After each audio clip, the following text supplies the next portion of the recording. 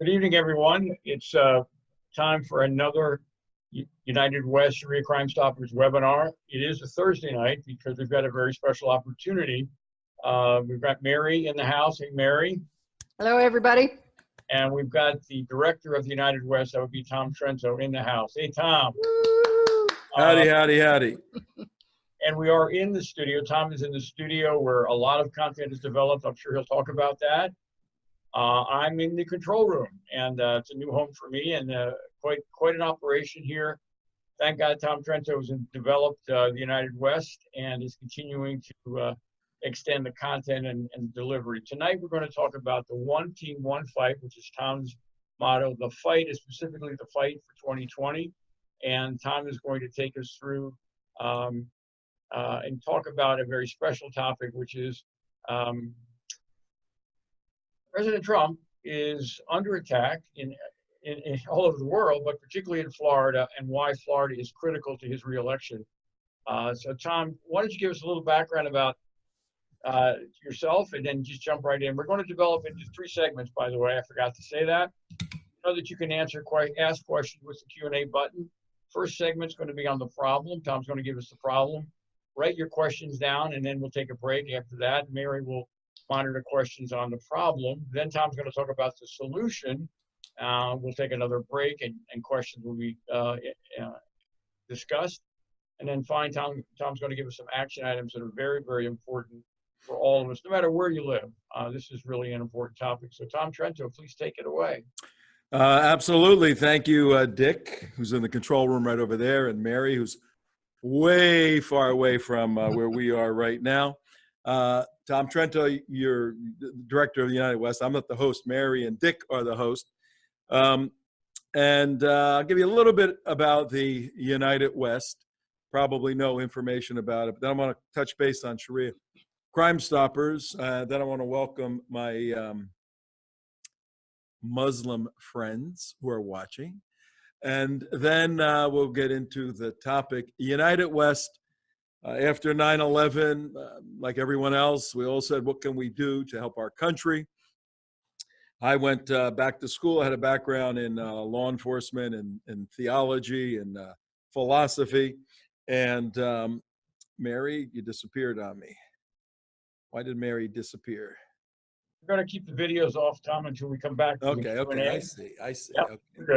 So I went back to school, studied the Middle East, Israel, and national security, terrorism, all that stuff. And then in 2006, the end of 2006, started an organization to help Floridians prepare for the threat of Islamic Jihad. We named it Florida Security Council. After some very active years from 6, 7 to 11, we were in different parts of the world, all over the United States. We needed a name change to be more relevant to the mission. It was beyond Florida.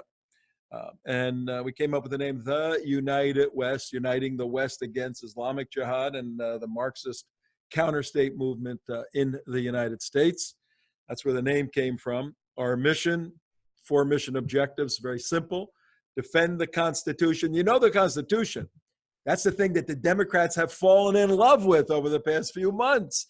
They used to hate the Constitution. Now they love it. They talk about the framers. They even talk about the Federalist Papers. They even talk about James Madison. Oh, it's so good to see them learning history.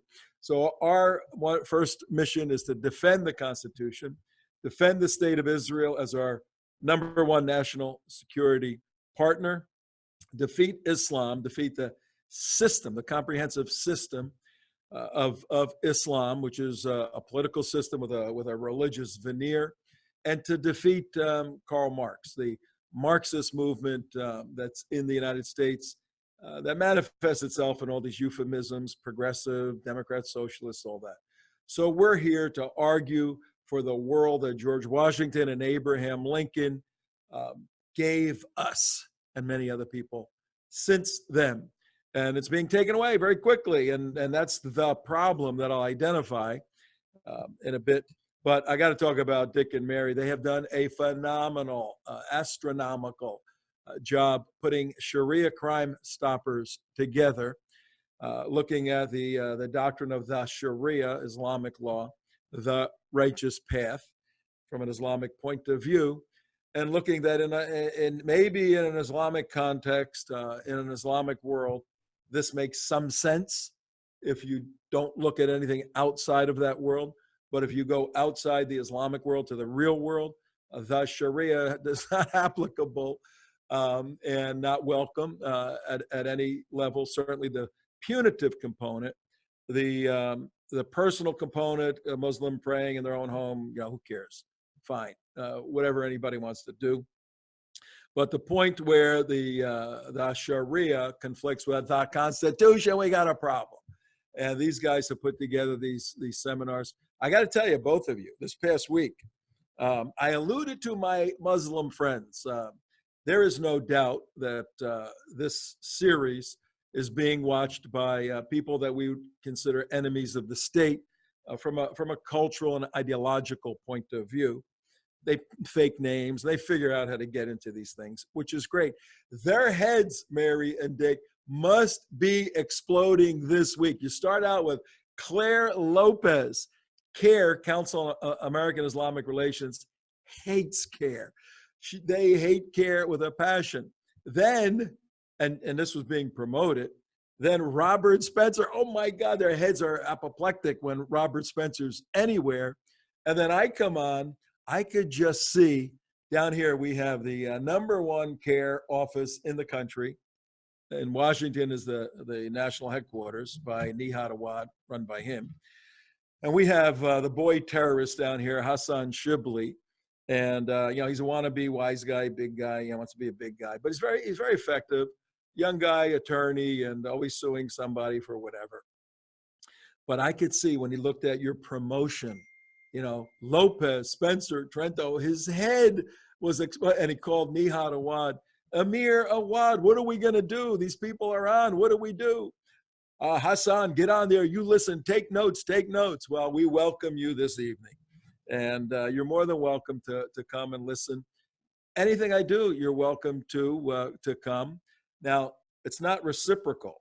I lost my invitation from CARE to go to any of their events. I used to go to them, but I'm not on their Christmas card list anymore. And that's ironic. This is the supreme religion, but they can't handle Lopez, Spencer, Trento, Midwest Dick, Mary. That shows, folks, that this ideological conflict, this cultural conflict that we are in, which is the problem. On the other side are individuals who put on this bravado of all this ideological toughness, but inside it's empty and it's decadent and it's falling apart. That's the Islamic system and the Marxist system. Now, a obligatory word about me hating Muslims. I'm accused of that all the time, and that's by stupid people or silly people. As an evangelical Christian, not only don't I have hatred in my heart for, it's probably some people out there, Adolf Hitler, people like that you go, oh, you hate that guy. But as a person going through life, I'd rather fight on an ideological level than waste time hating people. So, in fact, as a Christian, to my Muslim friends out there, my heart goes out to you. I can't conceive how somebody could follow a religion. And this is a cautionary word for everyone watching. If you belong to some system, and I classify as a philosopher, as a theologian, I classify religions, political movements as systems. They're comprehensive systems. So when I critique Islam, I'm critiquing the doctrines of the system of Islam. A human being called a Muslim may or may not be in line with the doctrines. To the degree he is, then he becomes a dangerous person, an enemy of the state, culturally and maybe even kinetically. Conversely, a Muslim who doesn't follow Islamic doctrine is probably a great person. He's following something that isn't inconsistent with reality. But whenever your system, a priori, before you even think about it, excludes the consideration of the system being false. Let me restate that. Whenever a system excludes an individual's opportunity to to rigorously analyze the system to determine if it's true, whenever a system preempts a person from doing that, it's a big red flag saying, why are you following a system that you can't even logically critique to see if it is indeed true? And my Muslim brothers and sisters out there, if you're watching, and you folks who deal with Muslims, ask them this question. Are you allowed to question the authenticity of the Quran? Are you allowed to question the truthfulness of the Hadith? And the answer is no, you're not. Why? It's circular reasoning. Well, if you do, you deny Allah. Well, no, I want to question whether Allah even exists. You're denying him as opposed to accepting him with no logical reason. Therefore, you're assigned to perdition from an Islamic point of view. My heart goes out for people that follow a system like that has no freedom of thought and no freedom of intellectual investigation and no basis upon which to place your faith. As a Christian, I cannot answer every question in the world, but based upon what I do know, I place my faith, and it provides the gap from the information you know to the fact of the reality of a personal God. Plus, Allah isn't even a personal God. He's some faraway thought out there. So you Muslims who are watching, you have my prayers. I don't hate you at all. That's silly. But don't mistake my critique or Sharia Crime Stoppers' critique of Islam as hatred for individual Muslims. Not true. You're doing yourself a disservice if you believe that. So great job, Dick and Mary. Keep it up. We're going to do a lot of this kind of stuff.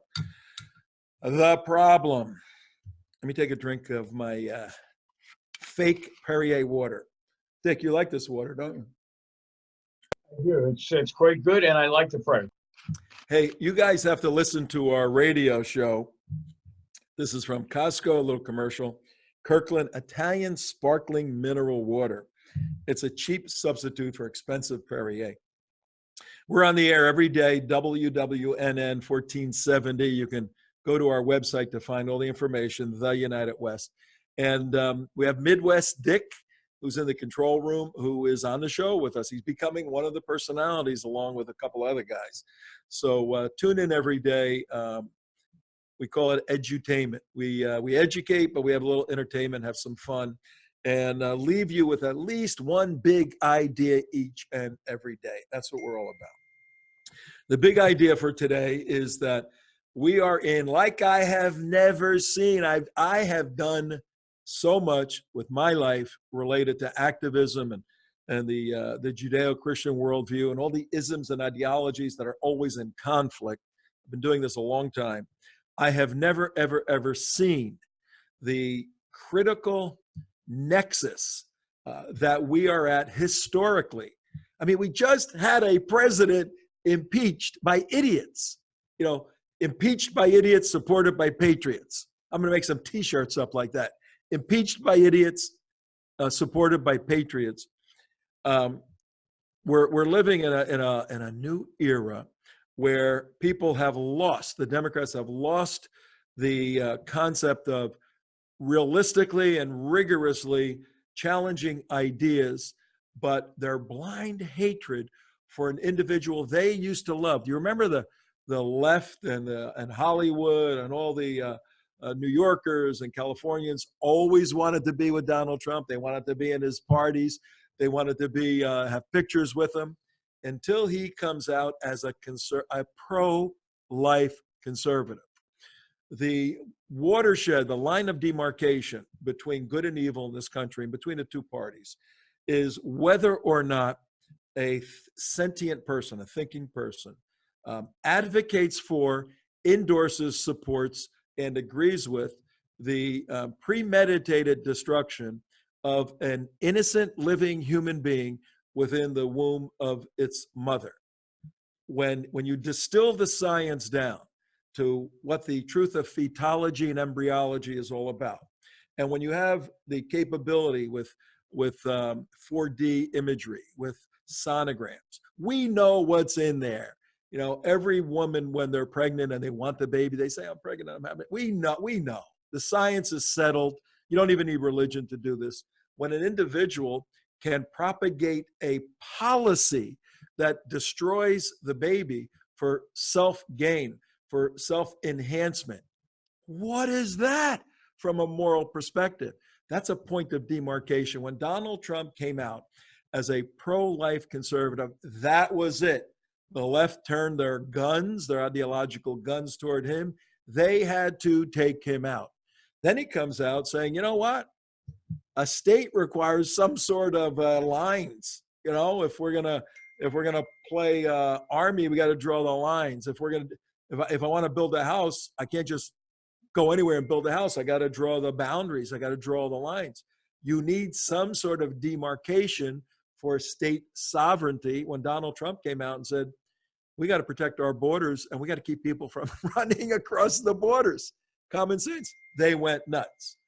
Now, take just a couple policy positions that the left hates, and then add to that his tremendous success, economic success, cultural success, national security success. I hear a dinging bell. That's okay. Dinner bell. You add his successes to an individual that they hate on a policy perspective, and boom, Trump derangement syndrome. We all know. I'm doing a quick overview to line up one side of the problem. The other side of the problem are the constitutionalists, those individuals in the United States, and in particular in the state of Florida, who say, wait a minute, we got a document that has given us, that's our Sharia, that's our rule book, that's our guideline for how we're supposed to live as a country, how we're supposed to function as little states and a larger federation, a united federation, a United States. It's all there. It's been working for 244 years as of today. Why throw it away?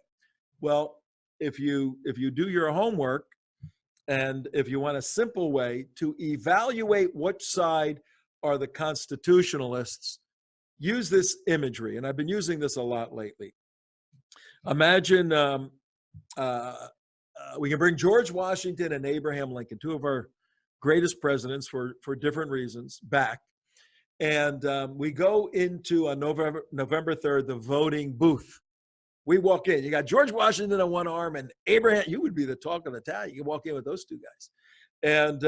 And you look at the ballot and you point to one name, you point to a name, and you ask these two guys, is that guy okay? Boom, if they hit you in the side of the head, you go, all right, I'll back off. And if you point to Bernie Sanders, who may be the one, or Elizabeth Warren, they're fighting. Isn't that interesting? You're a liar. No, you're a liar. No, you're a liar. No, you're a liar. Oh, we love it. Isn't it great? They're going to self-destruct. Or Mayor Buttigieg, whatever his name is. You think Mayor Buttigieg, with all his articulation and his effective oration and his calm spirit, his coolness, like the former president, Barack Obama, he's cool. You think Abraham Lincoln or George Washington would say, yeah, we can agree with his principles and policies. We can, you know what? We can have a socialist. Capital's not that important. Oh, you know what? Mass immigration, people could just, oh yeah, no big deal. You think Washington or Jefferson or Lincoln are going to agree with Democrats? No, you're on firm ground if you're a constitutionalist. In this country, 292 days from today, we have a battle between the counter-state anti-constitutionalists. How could that be, Tom? Nancy Pelosi spouts the Constitution every 5 minutes. She stands in front of it while impeaching a president and signing the articles with a pen with her own name on it. That person is a sick person. Because words come out of their mouth, watch their actions. Here's what we have. We have on the left all these flowery words, but actions that are destructive to the U.S. Constitution. Conversely, we got some rough language coming out of the mouth of a billionaire playboy who cut his bones, made his bones on fighting mobsters and builders and contractors and tough deals. You know, he's going to be a little coarse and a little rough, but look at his results. Look at the results of the tough guy versus the non-results of the sweet-speaking leftists. That's where these points of evaluation and analysis come down to the problem. On the left, the counter-state Marxists have joined with the jihadists, the cultural jihadists. That picture behind me illustrates it perfectly. The fella on your left is the black guy, African-American, Andrew Gillum. Andrew Gillum. He is heading up the problem in Florida, which is a problem for all of the United States. Florida is undoubtedly, unequivocally, the key battleground state for the election, November 3rd, 2020. Very, very difficult, near impossible to become, according to electoral calculus, to become president without going through and winning the 29 electoral votes of the state of Florida. Gillum is heading up the cabal of Ilhan Omar, representing the Muslim world, the jihadist world. And she was in town not too long ago. And Gillum represents the Marxist world. He'll tell you he's a capitalist, and he is a very articulate, very well educated, a lovely guy, lovely family man. His package is magnificent. The delivery of the gift inside, it's not a treat, it's a trick. It's a socialist trick. Andrew Gillum is a socialist. He is funded by George Soros money, Tom Steyer money, Michael Bloomberg money, Peter Lewis money from Progressive Insurance. They're pouring money into Florida they have a campaign to raise 1 million. Here's the problem. I'm stating the problem in Florida and for the nation. 1 million new Democrat votes to, here's their tagline, flip Florida blue.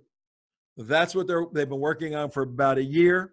And Gillum is heading it up with multi-millions of dollars from progressive, socialist, Marxist, leftists.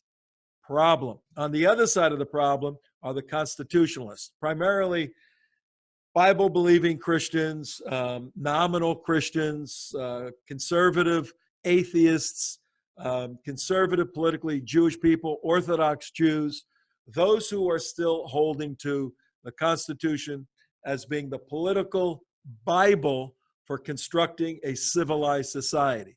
We have the Constitution that tells us how to build a political framework, and we have the Bible to teach us how to live as citizens within that framework. Conversely, Islam has the Quran, which is their political framework and their guidebook for telling you how to live, which is why if you don't convert to Islam or you don't submit to Islam, you become a traitor to the state of Islam. Very logical if you grant the first proposition that Islam is a comprehensive political system.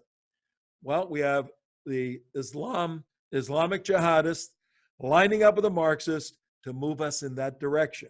And fighting against that are the good guys. And this is a battle, ladies and gentlemen, between good and evil. I'm going to open up for a question in a minute. Now, more specifically, Andrew Gillum ran in 2018 against our wonderful governor with an 86% rating right now, Ron DeSantis. Out of 8.5 million votes, Florida is the third largest state in the union. I'm appealing to all of you watching in other states than Florida. We are the bellwether state for what your life is going to look like on the 4th of November, on that Wednesday morning. I'm appealing to you to pray for us and to maybe take the month of October off. Come and visit us here, and we will put you to work on that last month in this last battle in the last state holding the line between the U.S. Constitution and the Das Kapital eventually. So that's the problem. 8.5 million votes cast on November 2018. Ron DeSantis beat Marxist Andrew Gillum, calls himself a socialist. He holds to doctrinaire Marxist policy. Gillum lost by 31,000 votes out of 8.5 million cast. Frightening, frightening, scary. Even worse, November 2016, 9.5 million votes cast. And Donald Trump beat Hillary Clinton out of 9.5 million votes by 112,000 votes. 112,000 votes.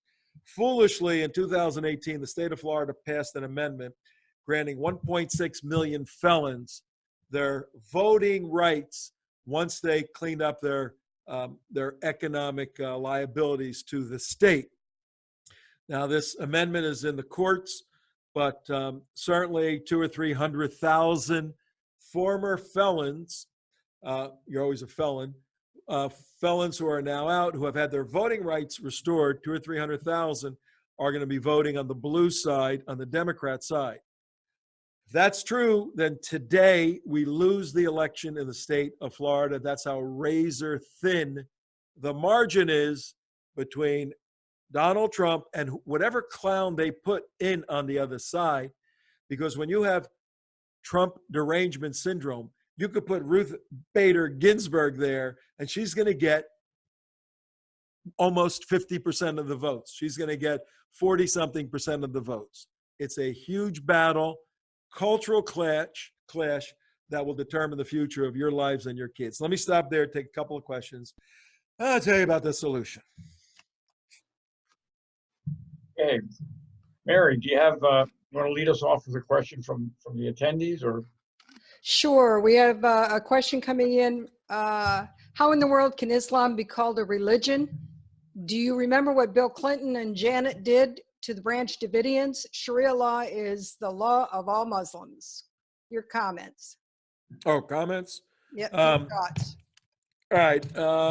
With all due respect, the concept of religion has been defined in the OE Oxford English Dictionary.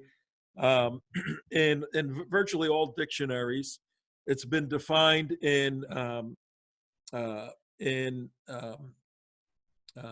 all theological books, in philosophical books, and without getting into great detail, I'm a theologian by training. Without getting into great detail, a religion, a classic religion, has to have, as part of its belief system, the consideration of an eternal being, the consideration of an eternity after the material world, a set of morals, set of good and bad, right and wrong principles, very basic stuff. It's not difficult to classify yourself from a dictionary point of view, from a philosophy point of view, from a theological point of view, as a religion. Nevertheless, the case is closed here in the United States of America because the IRS determines what organizations are religious by granting it nonprofit 501c3 status if you apply as a religious organization. And Islam qualifies in the United States as a religious organization per the dictates of the IRS. So they have legal standing. Now, do we want to argue that it's more a political system? Sure, we can argue that, but we have a huge hurdle to overcome to deny Islam its religious tenets. Now, you and I know they play the world domination game by leading with that's that veneer I was talking about. And they've done a very good job in convincing useful idiots here in the West, the United States, that they are primarily a religion. I think the work we have done in the United West, the work that Claire is doing, Robert and others, and Sharia Crime Stoppers, we're exposing Islam as primarily a political system with this religious veneer. If we can change public opinion on that, people will have less consideration for some of the peculiar activities that take place, particularly on the lethal side, the terrorism side, and more critique for holding Islam and rejecting some of the Sharia components that could work their way into our culture. So that's a brief answer for a very comprehensive question. Good question, though. Question for you. In terms of Florida and the felons that got the rights to vote, didn't DeSantis do something in terms of a legal standing that the felons had to pay off some kind of legal debts before they got the right? Was that successful? Yeah, that's what's in the courts right now. And what it is, very simply, the amendment, whenever you write an amendment to the Constitution, always very, very difficult, because in the penumbra of the words, in between the words, what the nuances, what the author's intent was, all these little things are open for interpretation. And therein lies the battle right now in Florida. Gillum is accusing us and DeSantis and people on the right, the Republicans, as implementing Jim Crow laws, and he's good. Jim Crow laws, the Jim Crow laws of restricting Negroes back in the late 1800s, early 1900s, up to the 1960s, restricting Negroes from having full rights that whites enjoyed, Jim Crow laws. He's saying DeSantis is the king of Jim Crow laws because now, you know, a bunch of the people that are felons are black people, but a bunch of them are white people, a bunch of them are Asians. So Gillum is a master manipulator of the English language. And when you have people that have abandoned Aristotle's way of thinking, the left, Democrats have abandoned almost in toto a logical way of thinking. Therefore, that makes them susceptible to leaders like Gillum, who are slick and smooth, and they don't have to analyze what he's saying. This is how people accept Islam, without analyzing it. And if it's delivered nicely, remember Obama, if it's delivered nicely, they buy it. So Gillum is saying, there's Jim Crow laws here because now these felons have to do other things before they get their rights. And in the Constitution, it said all their obligations have to be fulfilled. Well, the question is, do all their fines? Some of them have $50,000 fines or $100,000 fines, and they're basically destitute people. So Gillum is arguing if they got their voting right restored and they owe $100,000, you can't keep that guy from voting on November 3rd, 2020, just because he owes $100,000 because of all his crimes he did. He's got to be allowed to vote. And DeSantis and others are saying, wait a minute. The amendment said all obligations have to be satisfied. The financial obligation is part of it. And that's in the courts right now. Most likely will not get resolved. What does that mean? That means out of the 1.6 million, a good portion who have large fines aren't going to be able to vote until the court concludes that case, probably after November. But there are hundreds of thousands who don't have huge fines. They have small fines, if any fines at all. They will be placed into the voting arena in Florida. An estimate of how many are we thinking that maybe 200,000 felons that will be newly registered? Yeah, the figures I heard, 300,000 are going to make it through all the processes to November 3rd. So that's why, I'll tell you in the solution, that's why we have launched the campaign we have launched. One of the reasons is because of this this goofy, and it didn't pass by one vote. It passed 60%, 60% of Florida. And the commercials were great. Master manipulating commercials. Joe had a rough life, and he stole bread from a store for his family. And he drove in a car, and there was a gun in the car, and he didn't know it was a BB gun or whatever. Let's set Joe free. And he's walking with his family. Those kind of commercials, everybody goes, oh yeah, set him free. He's a nice guy. They weren't looking at the people behind the amendment and the implications of the amendment. Would be another strategy. I've heard that there's a gentleman named Stephen Phillips, and there's a concept of brown as the new white. What is the organizing? And by the way, we know people organize 24/7, unlike the conservatives. What is some of the organizing strategy that makes the problem really a problem? Yeah, we don't have Steve Brown up there. Steve Phillips, I mean. Brown is a new white. You got to read that. if you're a student of this cultural clash we're in, if you're a student of political movements, if you're a student of the Constitution, read Brown is the New White by Steve Phillips. Steve's a black guy in his 50s. He Stanford University in California. He's a graduate. He headed up the Marxist movement on Stanford's campus. Documented. We have PowerPoint presentations on all of this. I'm losing my voice. I've done one show today, and then I was on a million phone calls. But he was a socialist activist on Stanford.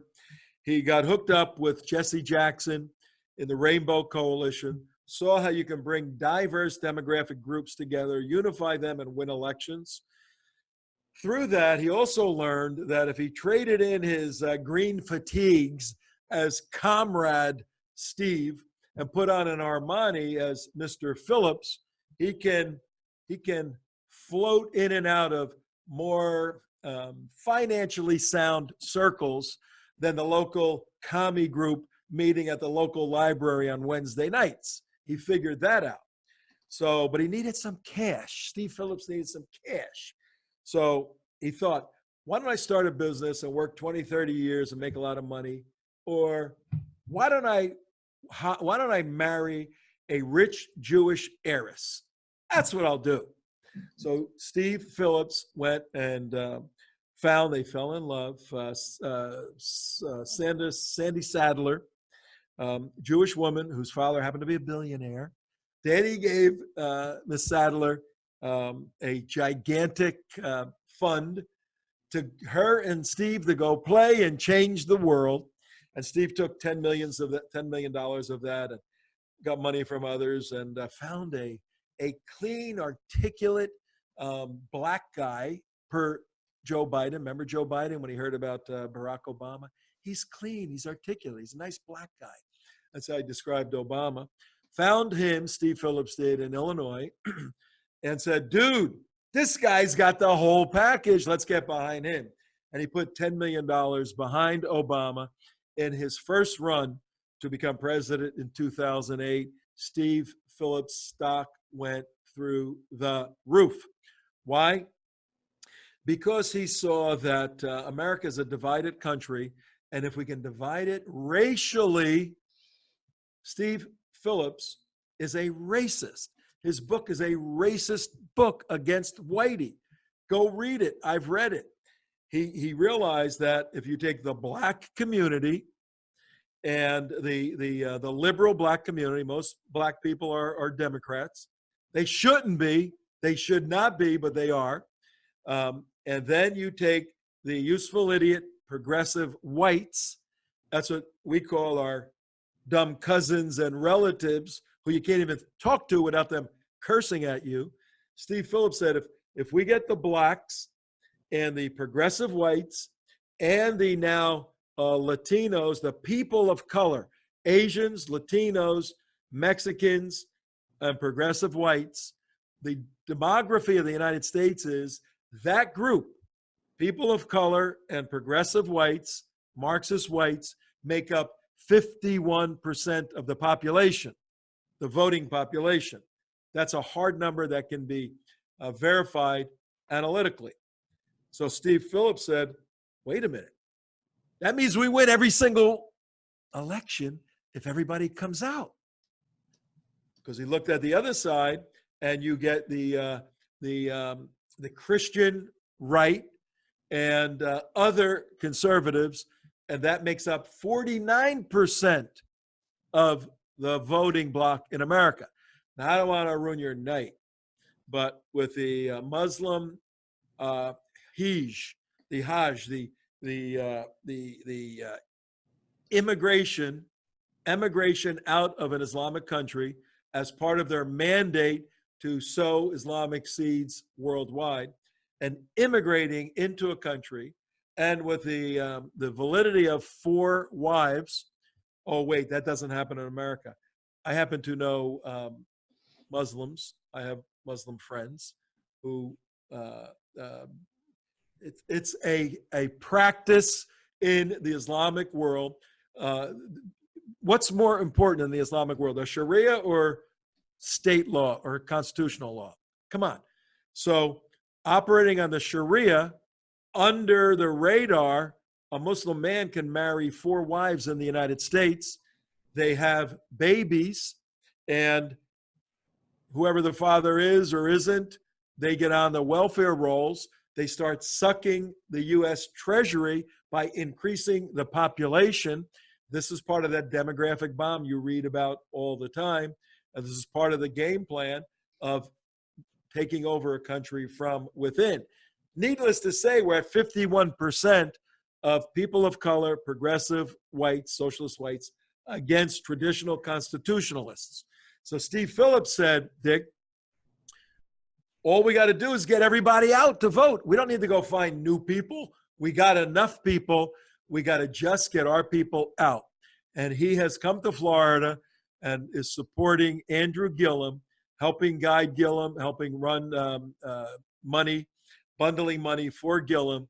And Steve Phillips, author of Brown is the New White, is the architect helping Andrew Gillum flip Florida blue and defeat President Trump in Florida. So Florida goes on the blue side, and one of those nitwits becomes president. We probably should get to this next part of this. The solution. The solution. We all move to Venezuela. How about that? You always hear the lefties, if something bad happens, they move. We don't move. We stay and fight. We are constitutionalists. We're Christians. We're Jews. We're people with a moral clarity, moral belief. And look, if we lose on November 3rd, do I think we're going to? No, I don't think we're going to. But this is not a landslide. This is not a blowout. This is razor thin. Every vote. I'm in Palm Beach. Every vote counts. 2,000. 536 votes George Bush won by. Razor thin. If we lose in November, unlike Kyle Jurek, the field organizer for Bernie Sanders, busted by James O'Keefe, we'll burn the cities, we'll burn the streets, we'll do all this violence. We don't do that as constitutionalists. We live by the law. We regroup, try to beat them next time, try to block them wherever we can, because the economy is going to be devastated. The radical gay community is going to demand education in the public schools on a gay agenda. It's going to be a moral nightmare if you're a constitutionalist or a Christian. Therefore, the solution is we got to fight. We got to group. They're gonna organize 1 million new Democrat voters in the state of Florida. Our campaign, which started a year ago, organized 1,000,001 new evangelical Christian voters, because we have 15 million Christians in the state of Florida. About 12 million are evangelicals. About 6 million, 7 million of the evangelicals vote regularly. We have between 1 and 5 million Bible-believing Christians in the state of Florida that do not vote. All we need to do is mobilize 1,000,001 of those Christians, and we beat Andrew Gillum's million. That's it. The solution to the counter-state problem in the country, in Florida, is more votes on breaking news, more votes on election day than the other guys. How do you do that? By organization. It's grunt work. It's going out, doing door-to-door campaigning, voting registration in churches and synagogues, at malls. Andrew Gillum is doing this. He's doing a very effective job. We are doing a pretty good job. We're going to increase it, do more of it. But in particular, we got to mobilize the evangelicals. I'm going to open it up for questions. How do we mobilize it? And I'm an evangelical Christian. And don't let the word evangelical scare you. It's a Greek word that simply means good news. Euangelion, good news. It's a Christian who believes that Jesus Christ is good news, the Savior for mankind. He's come to forgive us of our sins, provide eternal life, and he has a plan for our life. It's not just stuff in the sky in heaven when you die.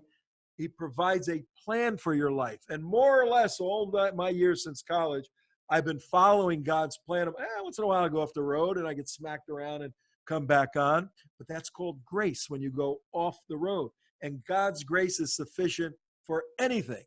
But an evangelical Christian is one who believes that the Bible is true, God is true, Jesus is true, and that the Constitution is for real. And guess what the framers and the founders of the Constitution, guess what religion they happen to be?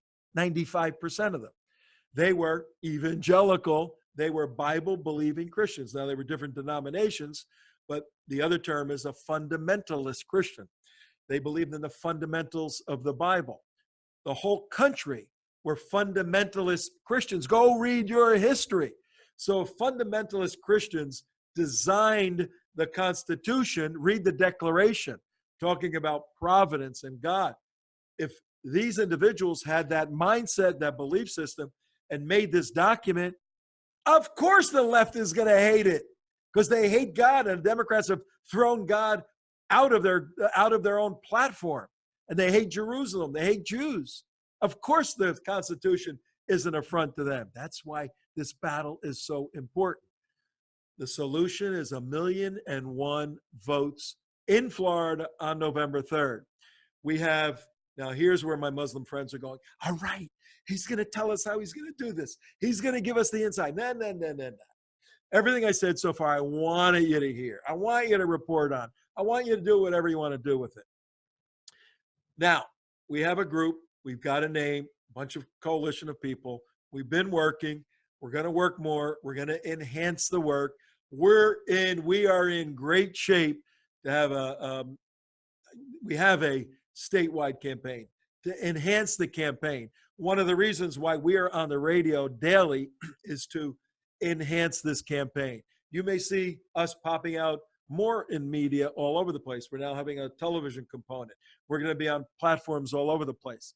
So we have a very sophisticated organizational plan that I'm not going to reveal here on our webinar.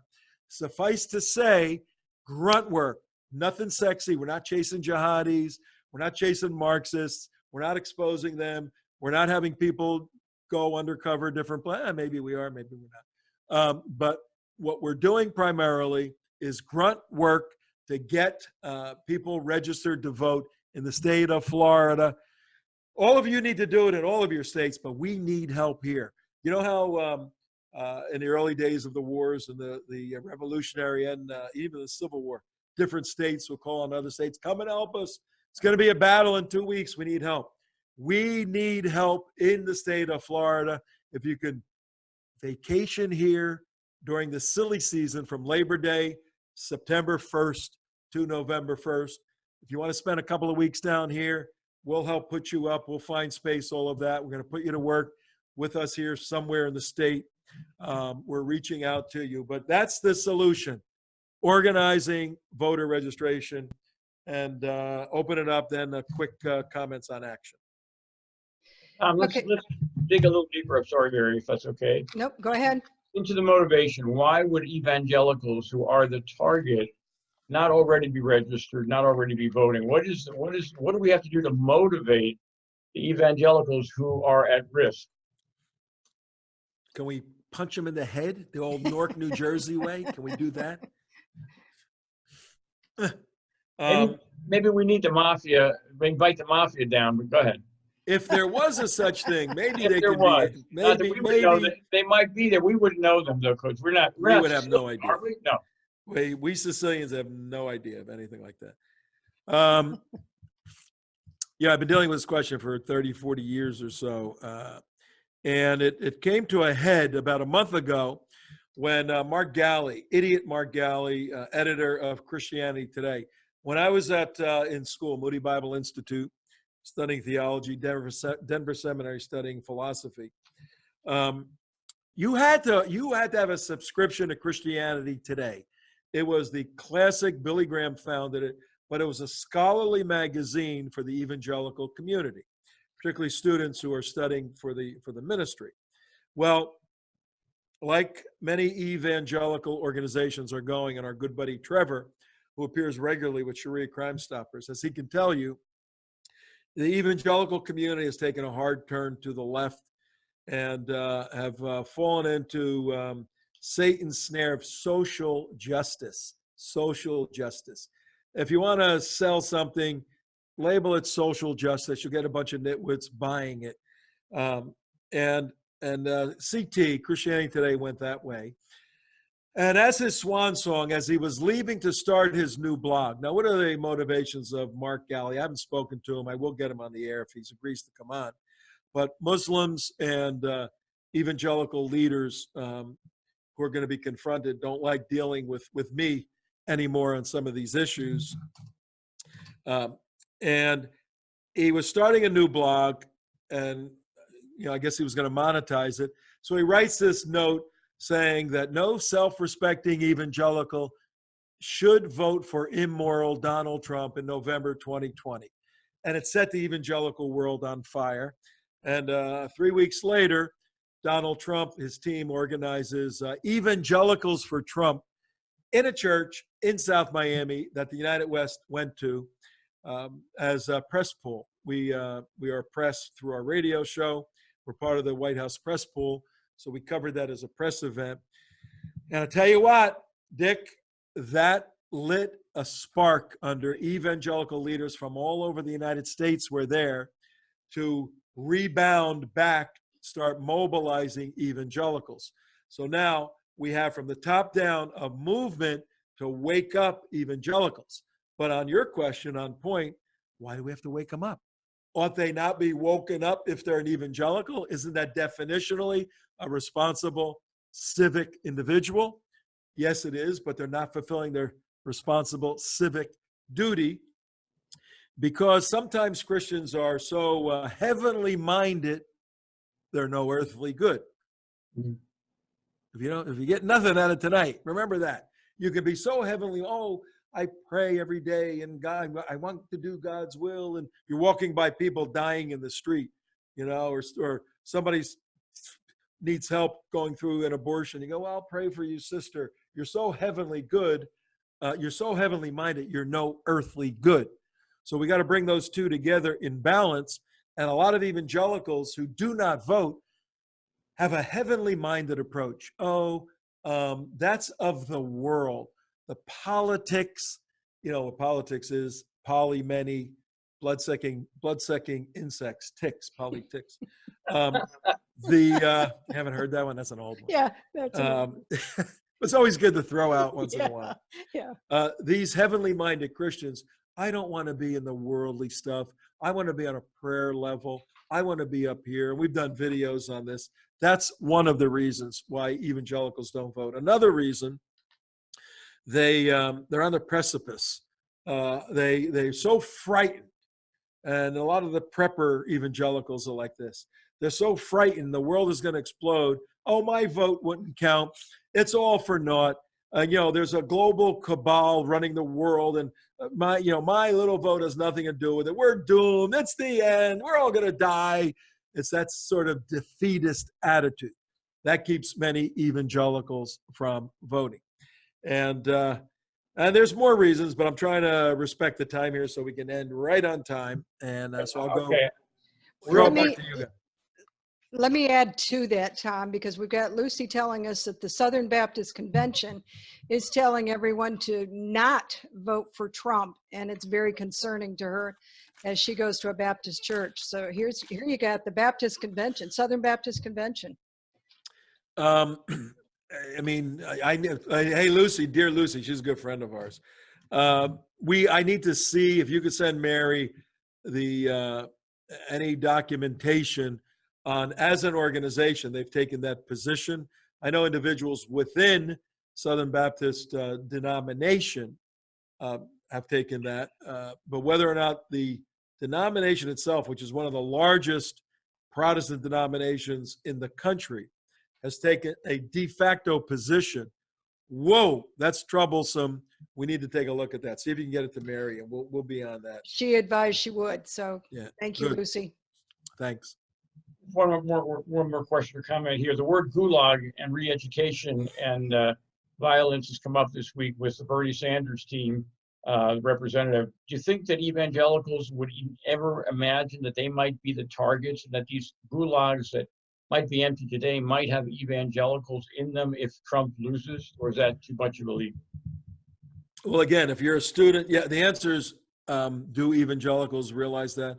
No, I think some are so protected by 244 years of amazing security and beauty and prosperity and opportunity and freedom that we lose sight of history.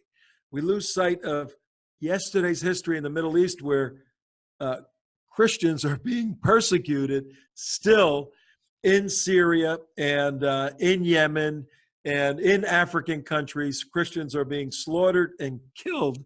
So you go, wait a minute, but that's over there. That's thousands of miles away.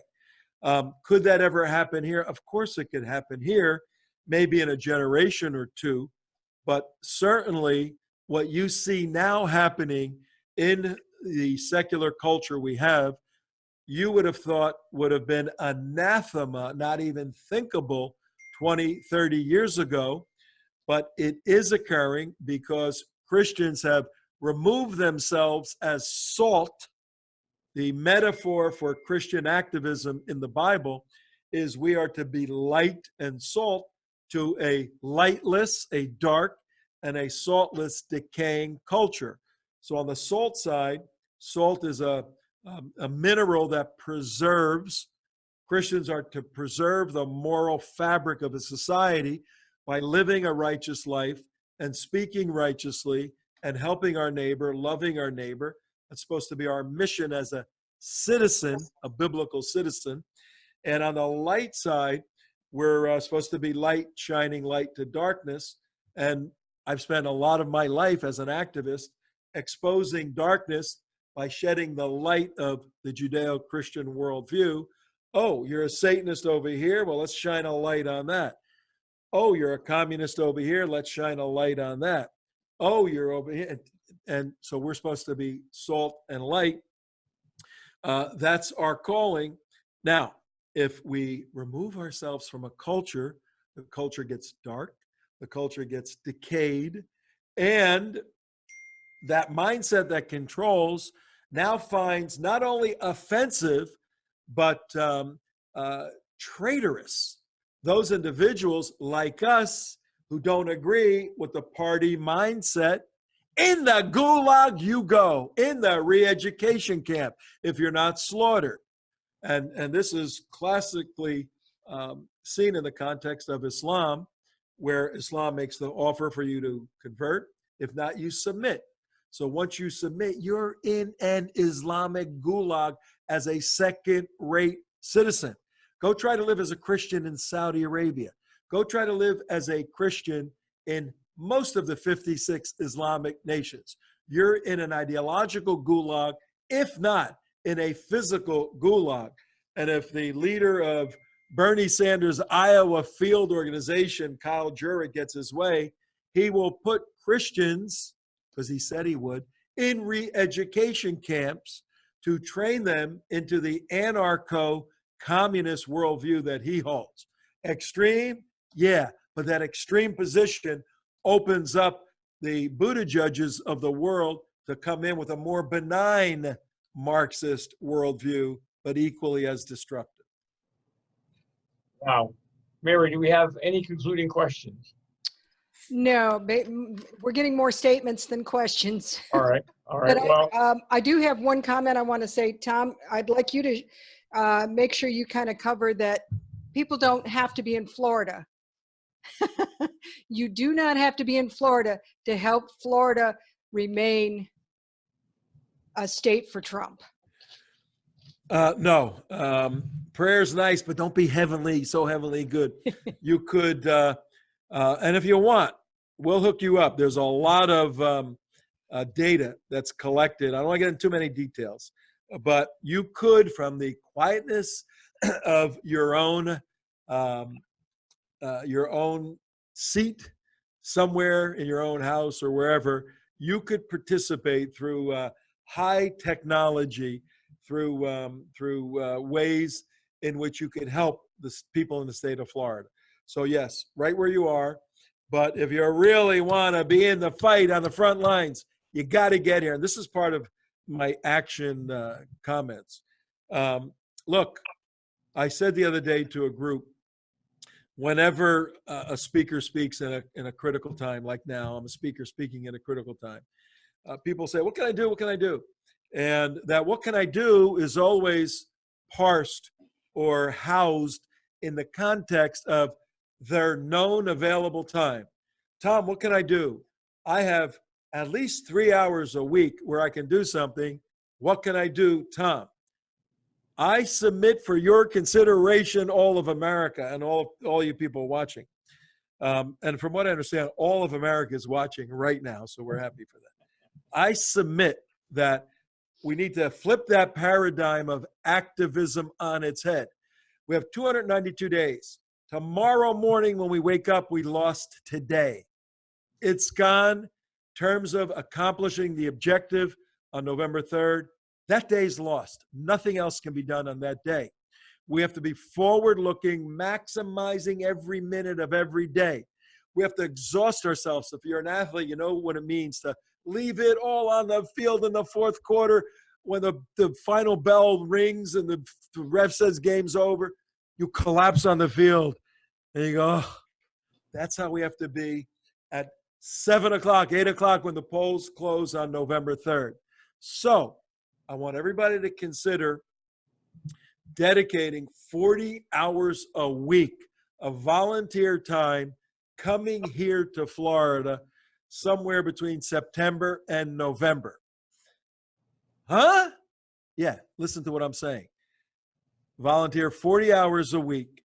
But I'll give you a break. I'll give you a little out. I want you to factor in life, but I want you to do it with erring on the side of finding a massive amount of time to participate in the battle.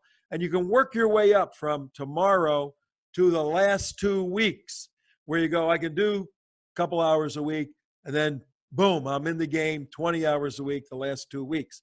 Here's what I want you to do. When you do a reality check and you go, I would love to do this full-time, Tom Trento, with you in the United West and the Crime Stoppers and everybody else, but I got a full-time job. Well, can you take time off later on? Can you, are you in a position to have somebody fill in for you at some point? Do some creative thinking. And if at the end of your creative thinking, you go, no, I got to feed 2 kids. Okay, well, you can't take time off.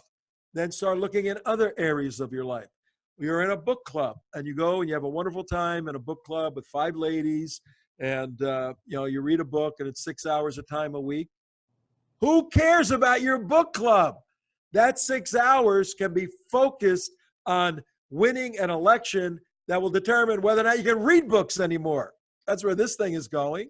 So start reorienting your life and rigorously be tough on the subtleties, the enjoyments of your life, to do what we ask of 17, 18, 19-year-old kids today, to make a self-sacrifice, go to boot camp, take an oath. And I'm not asking you to pick up a gun. In fact, we don't want any guns. To go to the front lines and put yourself out there with a small team, a small squad of 6, 8 guys, and you're watching, you're a lookout all night in some dangerous area, and we don't even know you're there. I'm not asking you to do that. I'm asking you to go to boot camp, to give a little more time and to come and be on the front. I guarantee you, win, lose, or draw, and we're going to win. Win, lose, or draw at the end. Whatever sacrifice you make to whatever degree you're capable. And some of you can sacrifice. I was meeting with a donor once, and I said, look, I want to get you in a fight, And he's a donor. He writes checks. I go, you got to. I want you to come to the front lines. I want you to, And after about an hour pleading, he goes, I ain't doing it. I'll write the checks. You do it. Okay. And that guy writes the checks, and a lot of people do it because he supports a lot of people. If you're like that, fine. Send us the checks. We'll bring the people in. We do need donors, that's for sure. But seriously, reorient your thinking to see the most amount of time you can give starting tomorrow and culminating on November 3rd. You can get in touch with us. We can help you work through that. But look, the stakes are high. They are life and death. They really are. Maybe one or two more questions, then. Oh, I thought a bug was crawling on my phone. It's a dumb light up here. Getting delirious. Mary, if we don't have any questions ready, if we do, great. If not, let's we can bring Tom back in and talk a little more about action items. Is that okay? Yep, let's do that. All right, we're going to move along in the name of interest of everybody's time. Let's see here. We're going to actually remind you that Tom will be, despite having losing his voice potentially, Tom will be up early tomorrow morning because Tom has to prepare a radio show. Tom does this every single weekday, Monday to Friday, 11 a.m. to noon, WWNN, iHeartRadio. You can find it. You can look on our website. On our website, you will see his podcast, but you can certainly listen live no matter where you are.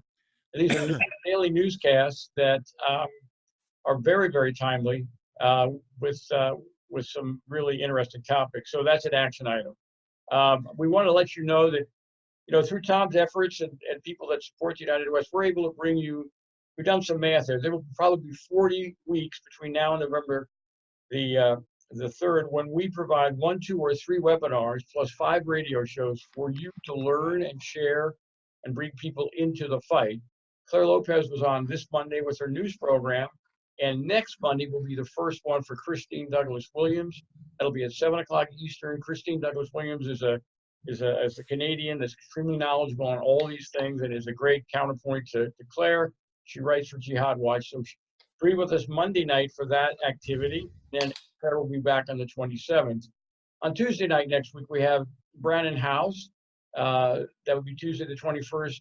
He has a 6-hour documentary called Siege, which is very, very appropriate for the 2020 fight. We will show the 25-minute trailer so you get a feeling for this opus that he's built, and then he will be with us live to discuss the documentary.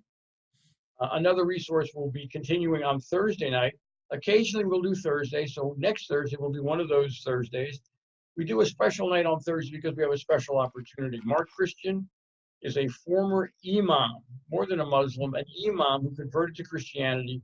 He meets with his groups out in Nebraska once a month. And on the 23rd, next Thursday, he will be meeting with his group called Global Faith in Omaha.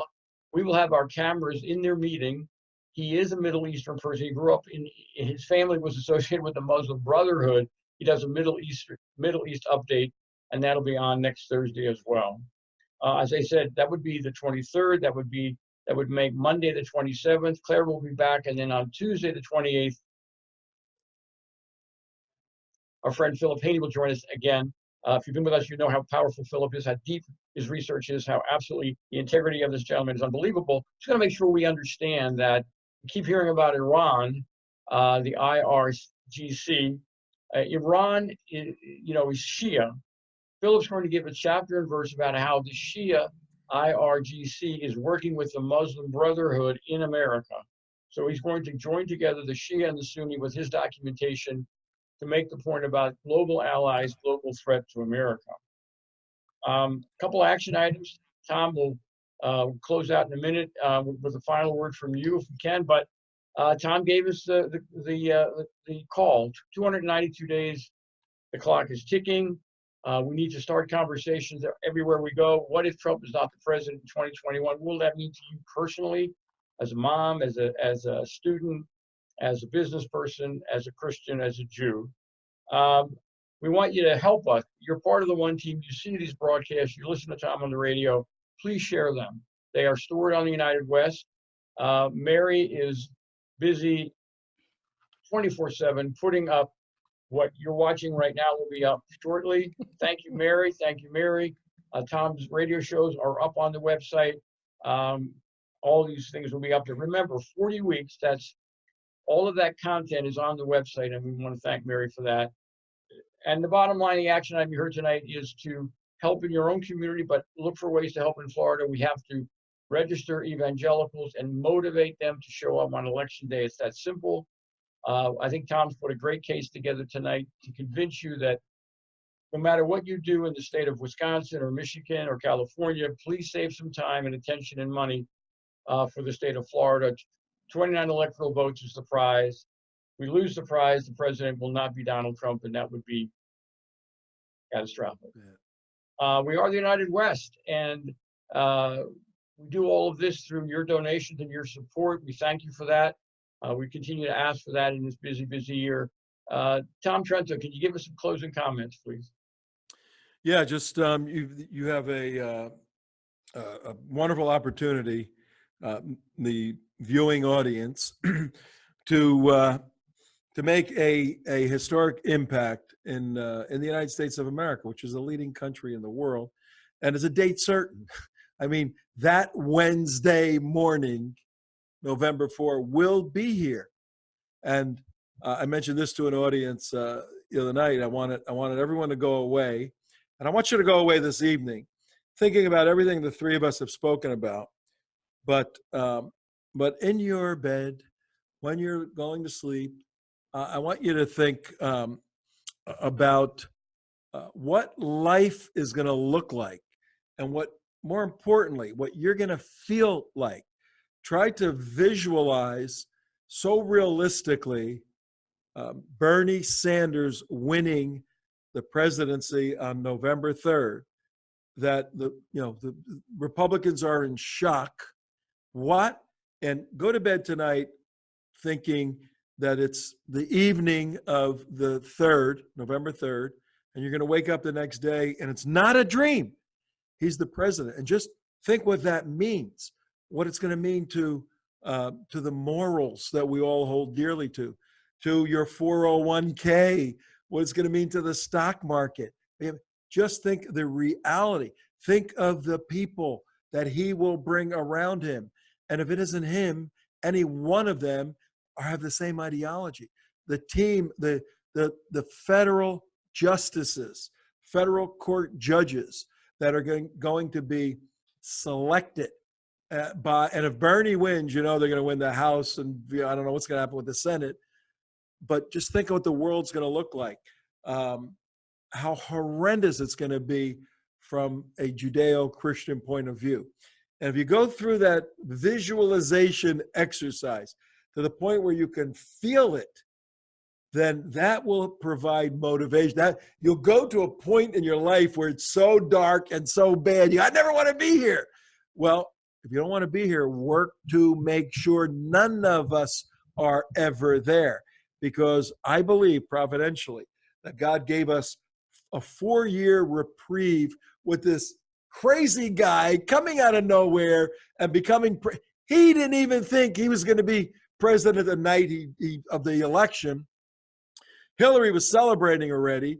Well, God had different plans, and we see that in history and in the Bible clearly many, many times. Chose an imperfect man for an impossible task at a very unique time in history. And as much as Trump takes the beating each and every day, he's taking the beating because those who are beating him want to get to us. He's standing in the way of us. If Donald Trump had no supporters behind him, he held a rally in Minnesota or Miami or wherever, and 6 people showed up, you think the left would care about him? They wouldn't care anything about him. They care about him because we are there, and they hate us, and he stands between us and them. You sense how horrible it would be for one of them to become the president. Let that motivate you to do things above and beyond what even you think you're capable of over the next 291 days, and I'm done. I'm out of water. Thank you, Tom Trento. This is why we show up every day, why Mary doesn't sleep at night. Mary, any final words from you, and we'll close it. No, we're just very blessed to have Tom with us tonight to give us this presentation. Get some lubricant. Cough drops. There you go. Get some lubricant, because you got to talk tomorrow on the radio show. So everybody, please stay tuned. Some people were asking for some of the definitions that we talked about tonight. This will be posted to the unitedwest.org sometime tomorrow. And Tom will be on the radio from 11 to 12 tomorrow. So please stay tuned. There's lots more coming from us. Let me see if I can hit the camera on a parting shot. Okay, ready? Here we go. Don't break it. Oh. All Okay. right, with that, we'll say good night. Bye. One fight, and good night. We'll see you soon. Good night, everybody. Good night.